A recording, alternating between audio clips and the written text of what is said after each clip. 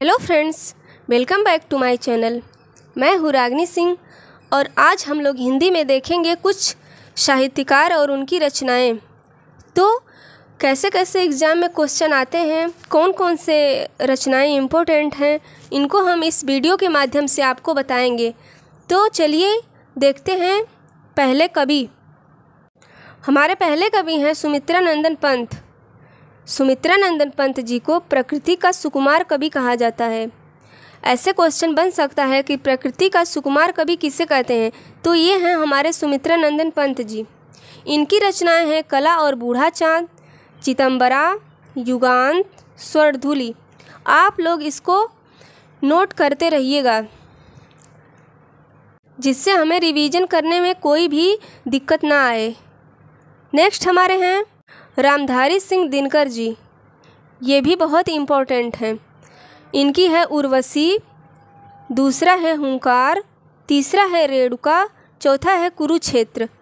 उर्वशी और कुरुक्षेत्र एग्ज़ाम में बहुत ज़्यादा बार पूछे जाते हैं। कुछ आगे इनकी और भी रचनाएं हैं, जैसे संस्कृति के 4 अध्याय, परशुराम की प्रतिज्ञा, रेती के फूल और रश्मि रथी।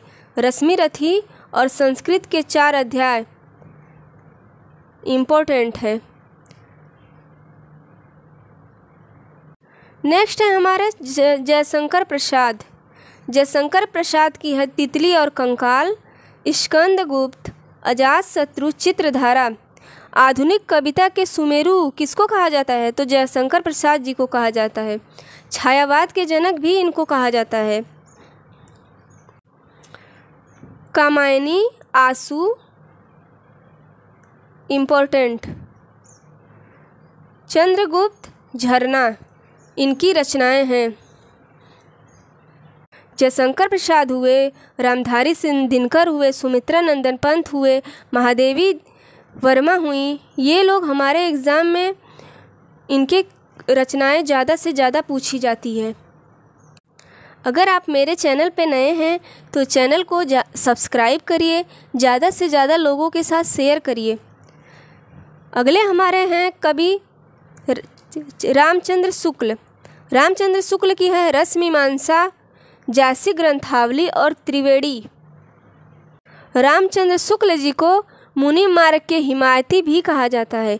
यानी क्वेश्चन ऐसे बन सकता है कि मुनि मार्ग के हिमायती कवि कौन है, तो हमारा आंसर होगा रामचंद्र शुक्ल।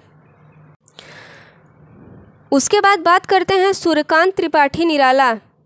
सूर्यकांत निराला, इनको महाप्राण कहा गया है। महाप्राण। इनकी रचना है अनामिका, परिमल, कुकुरमुत्ता। ये तीनों इम्पोर्टेंट हैं। राम की शक्ति पूजा। इसके बाद है हमारे भारतेंदु हरिश्चंद्र। भारतेंदु हरिश्चंद्र की जो रचनाएं हैं वो हैं भारत दुर्दशा, अंधेर नगरी, प्रेम माधुरी, गीत गोविंदानंद। भारतेंदु हरिश्चंद्र जी को हिंदी नवजागरण का अग्रदूत कहा जाता है। इनको हिंदी नवजागरण का अग्रदूत कहा जाता है। किसको? भारतेंदु हरिश्चंद्र जी को। उसके बाद बात करते हैं धर्मवीर भारती।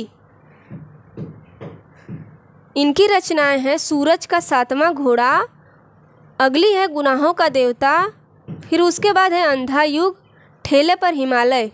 इनकी रचनाएं हैं। जितनी भी रचनाओं के बारे में हम बात कर रहे हैं, इनको बार बार रिवीजन करना होगा, तभी ये हमको याद रहती हैं, वरना भूल जाता है। महादेवी वर्मा। महादेवी वर्मा की रचना जो है नीरजा, रश्मि, मेरा परिवार और यामा। नीरजा, रश्मि और यामा ये हमारी महत्वपूर्ण रचनाएं हैं। इनको आधुनिक युग की मीरा भी कहा जाता है। यानी आधुनिक युग की मीरा किससे कहा जाता है, तो ये हैं हमारी महादेवी वर्मा जी। इनकी रचनाएं कुछ और भी हैं, जैसे सांध्य गीत, दीप शिखा, अतीत के चलचित्र और निहार। ये किसकी रचनाएं हैं, तो महादेवी वर्मा जी की हैं। अगले हमारे जो रचनाकार हैं वो हैं प्रेमचंद्र। प्रेमचंद्र इम्पोर्टेंट हैं। जितनी भी रचनाएं हैं सारी की सारी बहुत महत्वपूर्ण हैं, जैसे गोदान, निर्मला, कफन और सेवा सदन। ये सब प्रेमचंद्र जी की रचनाएं हैं। इनकी कुछ और भी रचनाएं हैं, जैसे रंगभूमि, मानसरोवर, प्रतिज्ञा, नमक का दरोगा। ये हैं हमारे रसखान जी। रसखान जी की जो रचनाएं हैं वो हैं प्रेम वाटिका, सुजान। सुजान रसखान, ये रसखान की रचनाएं। अगले हमारे जो रचनाकार हैं वो हैं मलिक मोहम्मद जायसी जी। इनकी जितनी भी रचनाएं हैं सब बहुत महत्वपूर्ण हैं, जैसे पद्मावत, अखरावट, कहरनामा, आखिरी कलाम। पद्मावत, अखरावट, आखिरी कलाम बहुत ज़्यादा इम्पोर्टेंट है, आप लोग इसको नोट कर लीजिए। अगले हमारे जो रचनाकार हैं वो हैं अयोध्या सिंह उपाध्याय हरिऔध। इनकी रचनाएं हैं अधिखिला फूल, प्रिय प्रवास, रस कलश, वैदेही वनवास। इनको कवि सम्राट भी कहा जाता है। इनका उपनाम हरिऔध है। इनको हरिऔध के नाम से भी जाना जाता है और इनको कवि सम्राट भी कहा जाता है। सूरदास के बारे में बात करते हैं। सूरदास की है सूर सरावली, सुर पच्चीसी, सुर सरावली, ये है सूर सागर, ये है सूर सरावली, और एक है साहित्य लहरी। सूर सागर, सूर सरावली, साहित्य लहरी इम्पोर्टेंट रचनाएं हैं। इनको वात्सल्य रस का सम्राट कहा जाता है। यानी कि वात्सल्य रस का सम्राट किसे कहा जाता है, तो वो है हमारे सूरदास जी। इनको भावाधिपति यानी भावाधिपति भी कहा जाता है। अष्टछाप का जहाज भी कहा जाता है। अष्टछाप का जहाज किसे कहा जाता है, तो ये हैं हमारे सूरदास जी। अगले हमारे जो कवि हैं वो हैं हरिवंश राय बच्चन। इनकी है रचना मधुशाला, मधुकलश, निशा निमंत्रण, क्या भूलूं क्या याद करूं। इनको हालावादी कवि भी कहा जाता है। इनको क्या कहा जाता है, हालावादी कवि।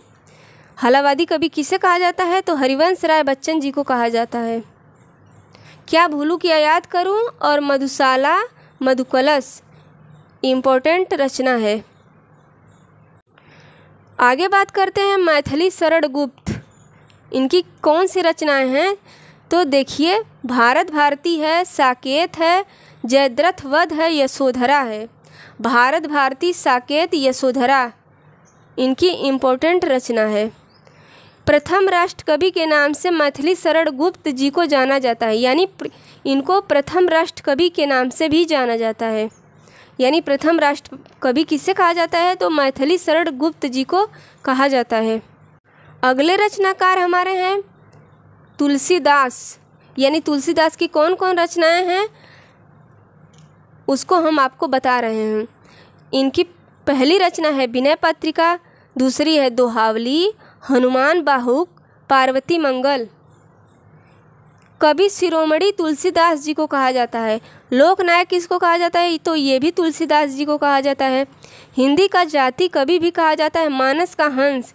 यानी इनके सारे उपनाम हैं, किसके हैं, तो तुलसीदास जी के हैं।